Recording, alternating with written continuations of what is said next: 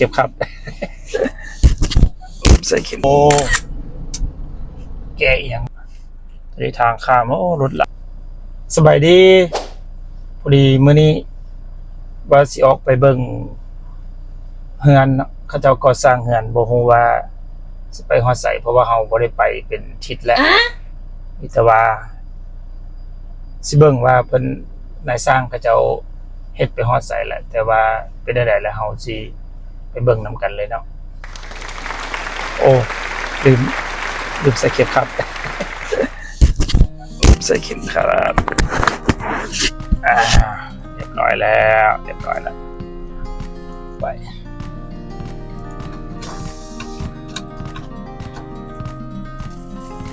มื้อนี้อยู่ห้องการมื้อนี้อากาศก็อยากเริ่มบดมีแดดแน่เล็กน้อยแดดโอเคมันทางโอ้สีมันมืดขึ้นๆเลยอันนี้ทางที่เราจะไปเบิ่งทางที่จะไปเบิ่งเมือง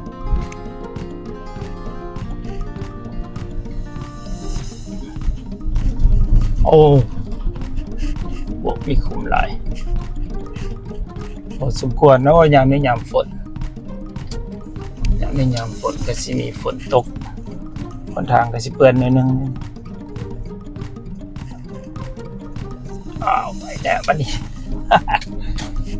ไปเลยลัดไปเลยโอ้เจ้าแก่อีกสังกะสี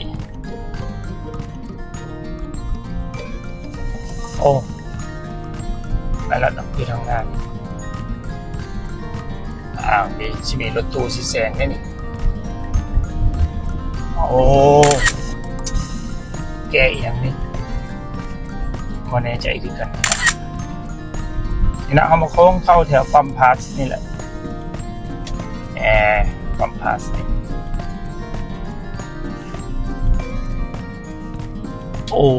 ไปเลยพอดีเลย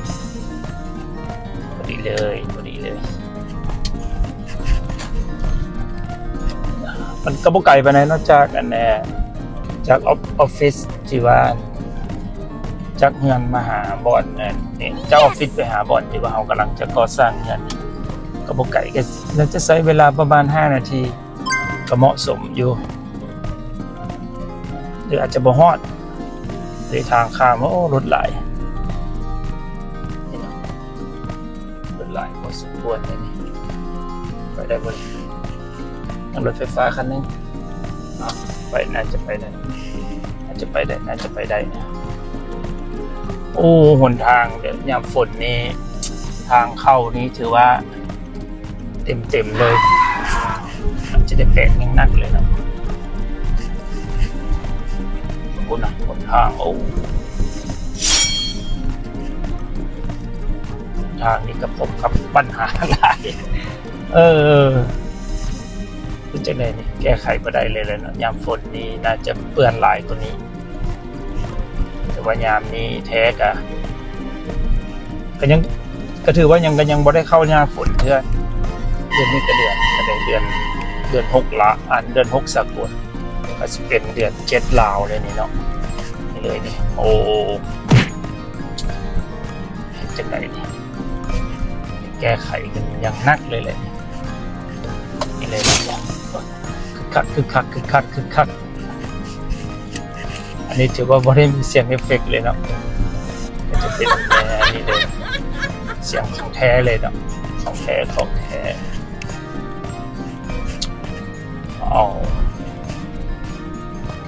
บ่ฮอด5นาทีเนาะฮอดบอนนี่แต่สิฮอดละฮอดบอนก่อสร้างนี่ก็สิประมาณใช้เวลาอยู่3นาทีพอดี3นาที4นาทีแต่ถ้าผู้ขับช้าเนี่ยก็สิ5นาทีก็สิประมาณ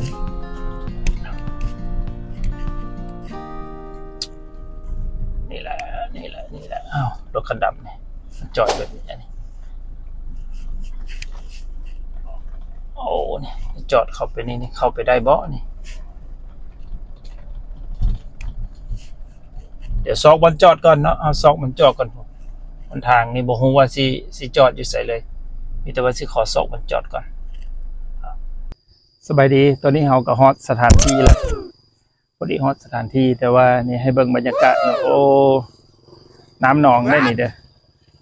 น้ำมีหนองหลายยามฝนละตอนนี้สิข้ามทางได้บ่นี่เฮาฮอดสนามกลางก่อสร้างแล้วเนาะอันนี้ก็สิประมาณนี้ได้ให้เบิ่งโอ้น้ำท่วมหลายแต่ว่าน้ำท่วมนี่สร้างเพิ่นก็ยังบ่ทันได้ตัดสินใจจังเฮ็ดจังไดนี่เนาะน่าจะมีการวางแผนดูดก่อนที่จะเทเมื่อวานนี้ก็จะพักมาเป็นมื้อวันศิลป์ตัวนี้นายสร้างเพิ่นเฮ็ดละเอียดเลยเนาะเพิ่นน่าจะเทเสาตมอขึ้นมาแล้วเนาะนี่เนาะจังไดนายสร้าง พอปัญหาใหญ่นี่เนาะฝนตกโอ้ดูดน้ำบ่นี่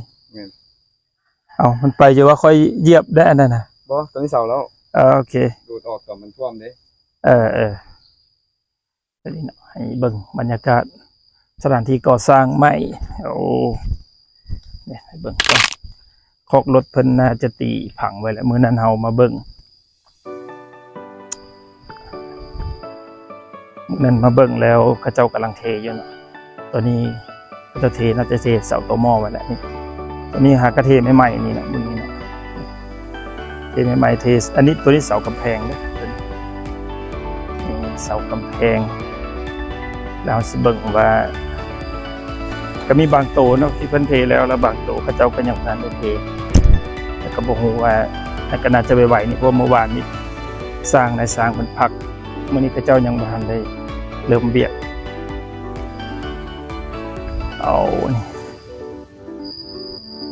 ลายในนึงเนาะตัวนี้อันนี้มันคอกรถนี่เนาะคอกรถสำหรับพื้นที่คอกรถนี้โอ้เสาตัวนี้น่าจะเทแล้วบ่จักนี่หรือเข้าแบบไว้เอามาเบิ่งไกลๆเบิ่งเพิ่นเฮ็ดแล้วบ่นี่โอ้นี่คือสิแม่นยังบ่ทันได้เทตัวนี้เนาะยังบ่ทันได้เทซับ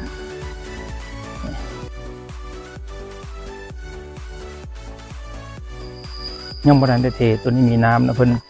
บ่ทันได้เข้าแบบตัวนี้ก็เอาแบบเข้ามาแล้วยังบ่ทันได้เอาลงขุมเนาะแต่คาดว่าตัวนี้ตามสัญญาเขาจะว่าประมาณ3 เดือนนี่รวมโบกพร้อมเสาตัวนี้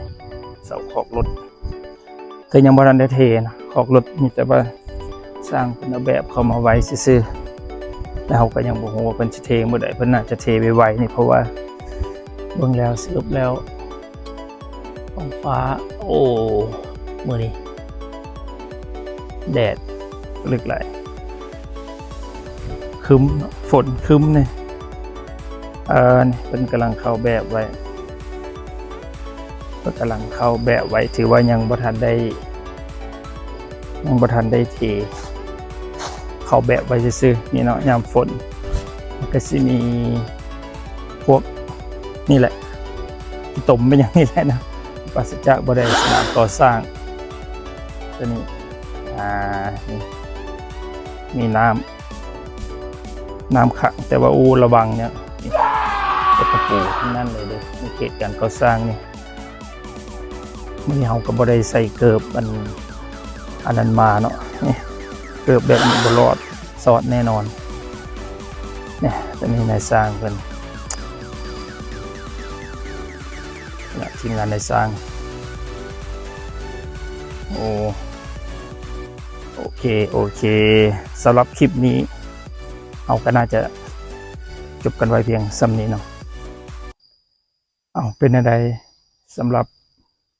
คลิปนี้ก็น่าจะจบเพียงเท่านี้เพราะว่าเรามาเบิ่งบรรยากาศซื่อๆว่านายสร้างเขาเจ้าเฮ็ดไปฮอดไสแต่ว่ามันมื้อนี้ก็น่าจะมีฝนตกเลยก็เลยสร้างเขาเจ้าก็ยังบ่ทันได้ลงมือเฮ็ดเนาะมีแต่ว่ารายละเอียดแล้วถ้าเป็นอะไรเราจะพามาเบิ่งในมื้อต่อไปสำหรับมื้อนี้